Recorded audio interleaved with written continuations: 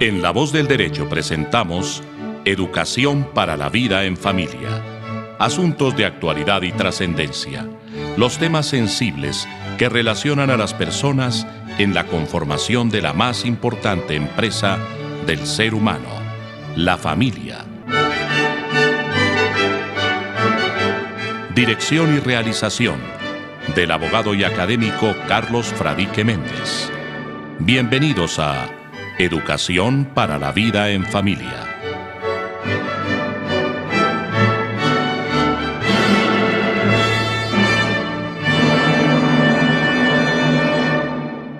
Muy buenas tardes, amigas y amigos de La Voz del Derecho en Colombia y en el mundo entero. Deseo que puedan vivir en paz, en armonía, con mucho gozo, de manera personal y en sus familias, y que ese gozo personal y de la familia pueda redundar en la sociedad para que tengamos un entorno de sana convivencia. El próximo 7 de agosto vamos a celebrar el bicentenario de la batalla de Boyacá, en donde decimos que se terminó de sellar la independencia de Colombia en esa época de la Nueva Granada, del virreinato de la Nueva Granada, del gobierno español, o más bien de la monarquía española. Se han hecho importantísimos actos de reflexión, de historia, de recordatorio. Inclusive el Ejército Nacional ha hecho un recorrido desde el llano adentro, por todos los sitios importantes donde se hizo el recorrido de la batalla, de la batalla, no, sino antes de la batalla, del Pantano de Vargas, y luego importantísima la batalla del Puente de Boyacá. Y van a terminar allí y va a haber muchos actos importantes para recordatorio. Lamento de manera profunda que en las escuelas y en los colegios no se estén haciendo seminarios de historia, de geografía, para recordar esa epopeya, esa gesta importante de la independencia de Colombia. Entiendo que en ninguna parte se ha hecho. Hemos saludado a Lisset, entre otras cosas. Lisset, buenas tardes. Buenas. Luis, buenas tardes. Es que se nos cruzaron los cables, pero bueno. Entiendo que eso no se ha hecho, ¿no, Lisset? En los colegios, que haya programas especiales. Seguramente, ni siquiera el 7 de agosto, porque es un día de vacancia y no hay un día de escolaridad, este día no van a citar a los colegios a que se celebre un acto especial. Deberían citarlo, los profesores deberían dedicar ese día, ese 7 de agosto, para que los estudiantes, los profesores, hicieran una izada a la bandera, que es lo que se acostumbraba. En la época mía se usaba eso. En su época de estudiante se usaba eso, Lisset. ¿Esa bandera? Sí. El 7 de agosto. El 7 de agosto no. Ya no había fiesta el 7 de agosto. Había descanso.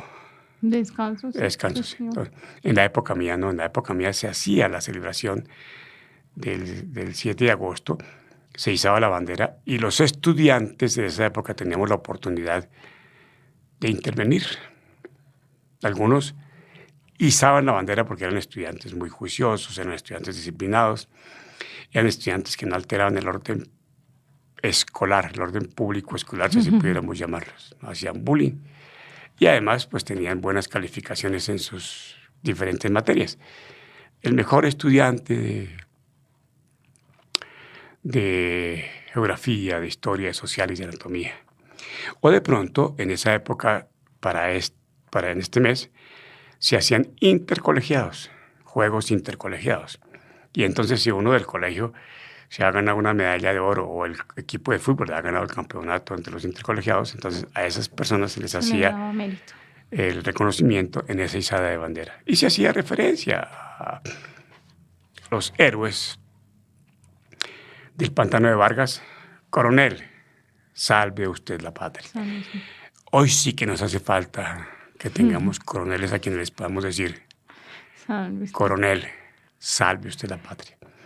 Y personas honradas como el soldado creo que se llamaba Pascasio, que Murillo lo quiso corromper dándole unas monedas para que no lo denunciara, no le dijera dónde estaba escondido, y él, con su lealtad de colombiano, de granadino en esa época, no aceptó el soborno. Eso sí que nos hace falta en esta época del siglo XXI, que por unas monedas no vendamos nuestro honor personal ni nuestro honor militar. Dice, lo que queremos en esta clase de educación para la vida familiar es que entendamos como dentro de nuestra familia, bajo el entendido que la familia es un Estado, es un verdadero Estado, donde hay una organización política, hay unos gerentes, ¿no?, que son Padre, papá y mamá, progenitores. Los progenitores son los jefes del hogar, de ese pequeño Estado que se llama el hogar. Hay unos ciudadanos que son papá, mamá los hijos. y los hijos. Y en algunas circunstancias muy especiales hasta los nietos. Hay unas normas de gobierno. Papá y mamá ejercen de común acuerdo el gobierno de ese pequeño Estado. Los hijos tienen la obligación de obedecer a los papás y de respetarlos. Claro, no es una obediencia ciega, ¿no? Ya no es como antes, donde las normas eran absolutamente rígidas. Y el papá decía, habla a su papá, manda a su papá y tiene que obedecer a su papá. O la mamá también decía, ¿no?, porque la mamá... Pero normalmente era el papá. Pero la mamá tenía el poder en la casa. Cuando el papá no estaba. El papá no estaba dentro de la casa. Porque en esa época se decía que el mundo de la mujer era la casa y que la casa del hombre era el mundo. Porque el hombre vivía fuera de la casa y desempeñaba la tarea de ser proveedor económico para las necesidades, para suplir las necesidades del hogar. Y también dentro de esa familia hay un régimen que debe ser lo más democrático posible, especialmente cuando se tienen que tomar decisiones que de alguna manera afectan a toda la familia. Por ejemplo, un traslado de domicilio para cumplir unas funciones laborales en otro municipio. Es importante valorar si conviene o no conviene y que eso se tome de común acuerdo. No es que el marido diga, llegamos esta tarde, alisté una maleta porque me trasladaron a la costa. Entonces tenemos que irnos para la costa, vamos ya. Eso no funciona en el mundo de hoy. No funciona. Ni en el hogar conformado con matrimonio consensual, que es la unión marital de hecho, ni en el hogar conformado por matrimonio solemne, que es lo que normalmente la gente llama matrimonio. Entonces, esas decisiones se tienen que tomar de común acuerdo. Y hay otras decisiones que también son importantes dentro del hogar, que es, por ejemplo... La educación de los hijos. La educación, el colegio donde van a estudiar los hijos, por ejemplo. Tanto para el colegio como la formación, ¿no? En la casa. O sea, cómo se van a educar, o cómo van a crecer ellos, como las reglas de la casa. Sí. Hay un tema, por ejemplo, que en este momento es muy importante y es muy sensible, que es el tema de la religión. Bueno, también. Entonces, el papá es musulmán y la mamá es católica. Hay algunos principios entre esas dos religiones que, entre otras cosas, son del mismo origen, la misma raíz, que por cuestiones culturales no son compatibles. Y entonces tendrían que ponerse de acuerdo en qué forma se educan a los hijos. No, como el papá es musulmán, entonces los hijos tienen que ser musulmanes. Como la mamá es católica, la mujer, los hijos tienen que ser católicos. Hay un tema importante también porque sucede que cuando la gente se casa por lo civil, no le preguntan a qué religión pertenece. Pero si la gente se casa por lo católico, le preguntan al marido usted qué religión pertenece para efectos de que Profesa. se pueda casar, qué religión profesa, para que se puedan casar bajo el mismo culto. O los musulmanes tienen que la mujer convertirse al rito musulmán para que pueda cumplir con las normas de ese rito musulmán. Leyes, independientemente de que se casen por lo civil, para efectos de la dirección del hogar, impera las leyes musulmanas. Entonces vean cómo el hogar es un pequeño estado. Y en ese pequeño estado se aprenden las primeras ideas de la decencia, de la honradez, de la El respeto. civilidad, del respeto, de la democracia, de la tolerancia Del amor propio y el amor hacia la familia. hacia la familia. Y por supuesto que se infunden esos principios de cultura en donde los hijos aprenden a volverse amantes de la lectura, del progreso académico, del progreso intelectual, y van construyendo su vida personal según sus intereses, ¿no? Ya no estamos en la época en la que el hijo del médico, Tiene que ser médico. El hijo del maestro, pues tiene que ser maestro.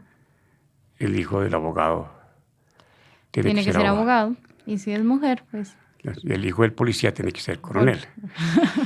Y si es mujer, la Ya ve que- guían a que tiene que hacer los quehaceres de la casa porque cuando crezca va a tener que administrar su hogar. Ahora, en cambio, en la parte de la milicia, sí, generalmente, el hijo del suboficial generalmente entra a la parte de la carrera oficial, que sea mejor.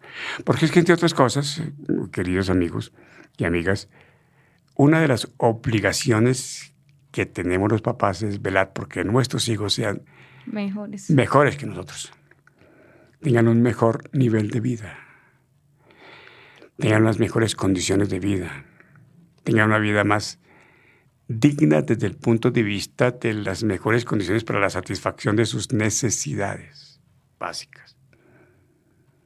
Es decir, me decía alguien, un hijo de un taxista, no estamos diciendo que ser taxista sea una profesión que no merezca, sí, merece.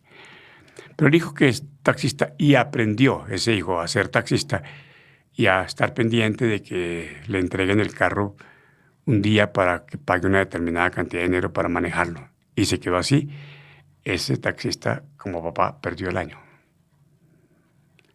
En cambio, el hijo del taxista lo que tiene es que decir, yo compro mi taxi y yo tengo más taxis y doy empleo. Y si ese hijo compró el taxi, compró más taxis y está dando empleo, ese hijo está pasando el año. Y lo mismo con las demás profesiones, los demás eventos. Un hijo de un médico importante que su hijo dijo, no, yo no voy a ser médico, voy a ser bailarín. O el médico se descompone totalmente porque ¿cómo es que mi hijo va a ser bailarín? No importa. No quería ser médico, quería ser bailarín. Pero entonces lo que tiene que hacer es que él va a ser miembro del Ballet Royal de Nueva York. Va a ser el mejor bailarín. Y si lo logra, pues excelente. No lo pongamos en ese nivel tan grande. Pongámoslo a nivel departamental, a nivel nacional, que tiene su buena compañía, que tiene su escuela de ballet y que está haciendo una prestación de un servicio a la comunidad y que está formando su propio patrimonio. Ese hijo de ese médico en esas condiciones es excelente, excelente. Yo creo, por ejemplo, que los hijos de Nairo Quintana no van a ser ciclistas para ir a competir en la... Es una niña, ¿no? ¿Qué tiene? No sé, ¿es una niña? Es una niña. Bueno, pero no creo que va a ser. ¿Por qué? Porque tienen puntos muy altos, pero seguramente que tiene resuelta una situación importante desde el punto de vista de su formación profesional. Ahora, hemos dicho que nos independizamos el 7 de agosto de 1819 del Imperio Español, de la monarquía. De la monarquía. de la monarquía española. Que en esa época, entre otras cosas, desde 1808, con la presencia de Napoleón Bonaparte Y en el imperio español, estaba en crisis. Estaba en crisis. Entonces, sí, nosotros nos independizamos políticamente de ese gobierno. Pero desde el punto de vista del gobierno interno de nuestra Nueva Granada, yo creo, y lo hemos conversado de manera muy informal, la independencia ya del pueblo colombiano, del habitante de Colombia, en esa época la Nueva Granada, pues no ha ido siendo la mejor. No ha ido siendo la mejor. Por ejemplo, tenemos un país muy inequitativo. ¿Qué quiere decir eso? Que no hay equidad, no hay equilibrio, ni equilibrio siquiera compensado para que podamos decir que una persona que no tiene algunos recursos puede compensarlos para más o menos tener las condiciones de vida básicas frente a los que tienen los demás. Hay mucha inequidad. Y esa inequidad impide que haya justicia. Y el que no haya justicia impide que no tengamos paz. Grabémonos eso. Para que podamos tener paz, se necesita que tengamos justicia. Y para que tengamos justicia necesitamos que haya equidad. Si vis pacem, cola justitiam, decían los romanos, o sentencia latina por lo menos. Si quieres la paz, cultiva la justicia y haz que la justicia produzca frutos. También decía, si quieres la paz, prepárate para la guerra. Pero cuando uno se está preparando permanentemente para la guerra, pues la verdad es que la paz queda como una posibilidad muy remota de alcanzarla. En cambio, si nosotros nos estamos preparando, haciendo justicia y estamos logrando que todo lo que sea injusto, todo lo que sea inequitativo, se vaya minimizando, se vaya disminuyendo hasta llegar a cero, entonces tendremos la posibilidad de vivir en paz. La paz supone el respeto, la tolerancia, supone que no tenemos agresiones contra la parte física, la parte mental, la parte espiritual de nuestras personas y de nuestras familias. Tenemos en la educación, hemos repetido muchas veces esto, pero yo creo que como es tan necesario repetirlo, es importante repetirlo porque no encontramos una solución inmediata. Volvemos a hacerlo. El tema de la educación. Hoy en día, a los hijos no se les puede educar para decirle usted va a ser médico y va a ser un médico que va a ir a trabajar a una clínica donde le van a dar, o un hospital donde le van a dar un fonendoscopio, le van a dar un tensiómetro, le van a dar unas medicinas básicas para que usted atienda las enfermedades prioritarias de la sociedad. No. Esa persona debe, así sea médico general, saber utilizar todos los recursos tecnológicos que en este momento están al alcance de los profesionales para efectos de que pueda tener un éxito. Si él se va únicamente con su termómetro de vidrio y se va con su fundoscopio de ponerlo en el bracito y se va con su fundoscopio de ponerlo en el pecho, digo, y su tensiómetro. Y no más, si pregunta y usted de qué ha sufrido y qué le duele, entonces venga una pomada, ese médico no funciona como garante de la salud de las personas, no funciona. Tiene que saber manejar la tecnología. Pero además, ese profesional en la nueva educación tiene que saber qué áreas de trabajo están desapareciendo. ¿Qué áreas están desapareciendo? La semana antepasada, en la oficina, yo miré mi fax y pregunté, ¿y esto para qué me sirve hoy? No, ya eso está, todo eso me sirve para ponerlo en el museo. Porque ya no tenemos la posibilidad, ya nadie tiene fax. Todo se manda con fotocopias, Ya. copias con fotos en los WhatsApp o se mandan por el correo. Y uno los descarga y no hay ningún problema. Hoy ya no. Eso ya no existe. El fax como tal para utilizarlo, eso ya no es desueto. Entonces la persona que trabajaba y que pensaba que podía tener un almacén para vender fax, eso se le acabó. Se acabó. Existen las nuevas tecnologías de ventas. Hay muchos almacenes que han cerrado porque las ventas a través de las redes sociales han acabado con la posibilidad de ir a comprar. Por ejemplo, los mercados a domicilio. Distintas aplicaciones por el celular. El celular.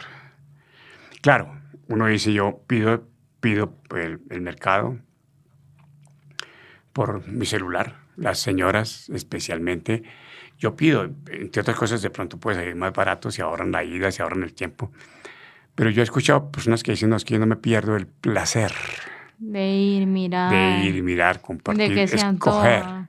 Sí. Escoger. O sea, ya lo hacen como un plan familiar. Sí, que es revivir la parte humana. Es muy importante tener en cuenta que la parte humana tiene importancia en el desarrollo de las personas. Y hablamos de la educación. Todavía tenemos los maestros que están dedicados a una escuela donde hay 6 cursos. Eso sigue siendo absurdo. La semana pasada, les cuento, hablando de la protección a la niñez, vi a una señora, creo que está en estado de embarazo, no sé si es venezolana, si es colombiana, si pertenece a una etnia indígena, no sé. Pero es una persona, por supuesto, de escasos recursos. Su cara demuestra que no tiene una formación académica importante, nada. Y estaba con un niño de unos 2 años. Y entonces me pareció importante que nosotros que hacemos educación para la vida en familia y que estamos defendiendo la familia, hiciéramos un llamado a la entidad por excelencia que debe defender los derechos de los niños, que es El ICBF. el Instituto Colombiano de Bienestar de Bienestar Familiar. Familiar, el ICF. Y hay una línea, pueden anotarla, escribirla, que es la línea 141. Esa funciona de cualquier teléfono, del celular, o funciona de cualquier servidor y funciona del teléfono fijo. 141. Yo llamé. Buenos días, me contestó una señora. Le dije, es para informar que en tal dirección hay una señora, lleva día y medio ahí sentada, y el niño al pie de ella, dando vuelticas, un niño de unos 2 años o 3 años dando vuelticas, esperando que alguien le pueda dar un dinero para comprar, qué sé yo, una merienda, y el niño también. Eso me pareció que en un país como Colombia, que saca pecho diciendo que es un Estado social de derecho y que protege a los niños y que los derechos de los niños están primero y que para garantizar los derechos de los niños vamos a tener la cadena perpetua contra los que matan a los niños. Pues ese niño que está allí están atentando contra su vida. Ese niño que estaba en esa esquina, en la calle, lleva día y medio solo, acompañado a la mamá, pero esperando a ver quién le daba alguna ayuda. Contra ese niño están atentando. ¿Y qué autoridad está protegiendo esos derechos? Y por esa vía pasa gente con sus carros finísimos y con sus escoltas. Pero como van rápido, no se percatan, y seguramente por ahí pasó algún funcionario importante del bienestar familiar, y no se percataron de que estaba la señora con un niño a quienes sus derechos fundamentales estaban totalmente desprotegidos. Te llamé, sí, habla fulano de tal, toda la información. Y después de que me hicieron un interrogatorio para hacerme como una especie de historia judicial, tal vez, casi historia familiar, le pregunté a la señora, dice ella, amigo, le pregunté, ¿y cuándo van a darle la protección a esa señora? Amigo, hay que esperar de 3 a 10 días. Me pareció que estaban en un mundo irreal. Hace 50 años llegamos a la luna, yo creía que estábamos en la luna. ¿Cómo es que está la señora ahí sin sus derechos protegidos? Y entonces espérese 3 o 10 días que va a llegar alguien. Y me dijo, no, pero si quiere una cosa más urgente, entonces usted llame al 123 para que manden la policía de infancia y adolescencia. Pero ¿cómo es que si yo llamo, me van a creer a mí más que si llama el bienestar familiar ahí inmediatamente para decirme esta situación de urgencia, vayan y la atienden? Me pareció que estamos en un país en donde se hacen muchos discursos, se hacen muchas declaraciones, pero la acción como tal para defender la familia es nada. Están hablando de la condena a cadena perpetua.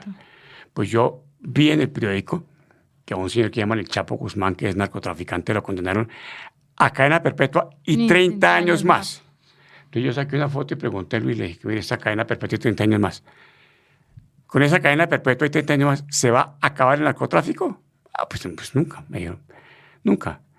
Lo mismo. El tema no es que haya cadena perpetua, sino que no haya más niños violados, ni más niños asesinados. Eso es.